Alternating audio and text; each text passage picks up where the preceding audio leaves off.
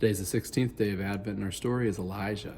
We've been following the royal line of Israel for a while, but there's also a prophetic line that runs through Israel, a line of prophets who come to speak truth to power on behalf of God. And Elijah is one of those great prophets who comes after the time of Solomon. And he has a couple of big stories, one of which is pictured here, where God sends fire to the altar in a showdown with Baal, where Elijah calls on God to light the altar, and God acts and moves and proves that God is the God, whereas the false gods are unable to do anything.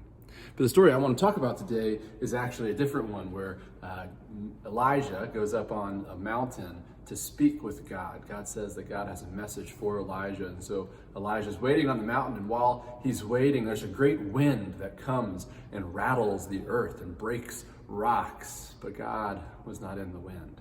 Then there's an earthquake that shakes the mountain, but God was not in the earthquake. And then there's a great fire that sweeps across the mountain, but God was not in the fire. And then there's the sound of sheer silence. And that's how Elijah knows God is speaking, and goes out on the mountain and says, "Here I am, Lord."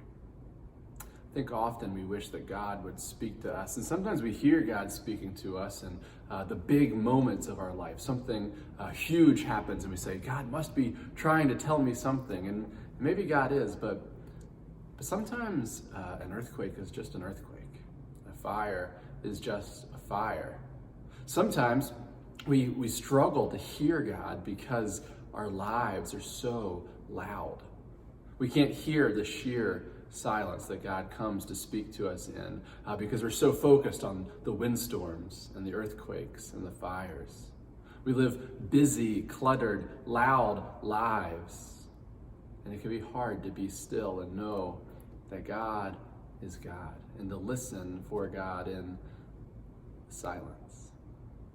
The season of Advent is supposed to be one where we slow down and pay attention, yet how busy are our lives? How busy are our calendars right now? There's so much going on, it can be hard to slow down and to look for God in the silence.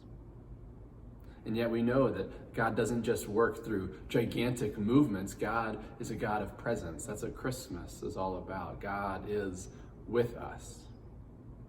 And God speaks to us even in the silence of our lives. So maybe today, find some time to just be still, to listen for God in the sheer silence, and to know that God is with you. Remember that you are loved, and God's peace be with you.